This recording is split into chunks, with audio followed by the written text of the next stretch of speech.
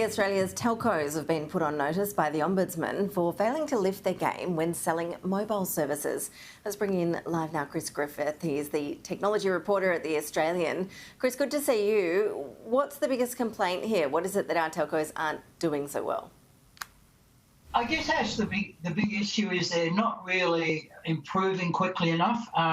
They're generating about a third of the complaints in telecommunications generally. So that includes, internet services, other communications. And I think the Ombudsman, while the overall number of complaints are coming down, the Ombudsman picked out some pretty stark kind of concerns, like one person being sold $15,000 of services, even when they're a pensioner, or another person couldn't contact or connect to emergency services. In bushfires a couple of years back, there was double billing, there was changes being made to people's plans without them being consulted or knowing about it. So it was this lack of improvement that the Ombudsman singled out, but she tended to want to go further. She wanted to actually also look at why this is happening. So it was about what was happening and why it was happening and what the telcos ought to do to improve it. And what were some of the answers to that? Do we know? I mean, why was this happening? What sort of solutions could be on the table? Well, I guess some of it is just carelessness, but some of it is concerns that have been there a while that need to be addressed. For example, there's not enough support by humans, and those who provide support aren't necessarily that well trained.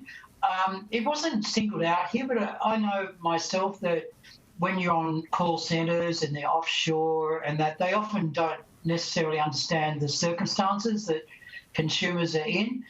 Then there was education, like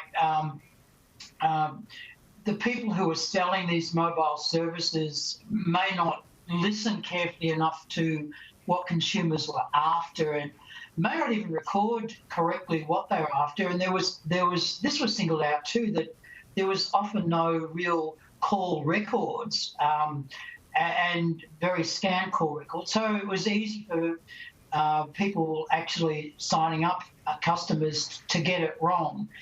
And there was a need for more support by humans. So we're starting to see, of course, more chatbots used, not just in telecommunications, but everywhere. And chatbots can be useful, but they can be really annoying because often you respond to a chatbot and it won't really understand exactly what you're talking about. So these are the types of areas that the telecommunications ombudsman kind of singled out in her report. Well, let's hope it leads to improvements. We'd all like to see that. We all know how frustrating it is when you need to make that sort of complaint. Chris Griffith, really appreciate your time. Thank you. Thanks very much, Ash. Thank you.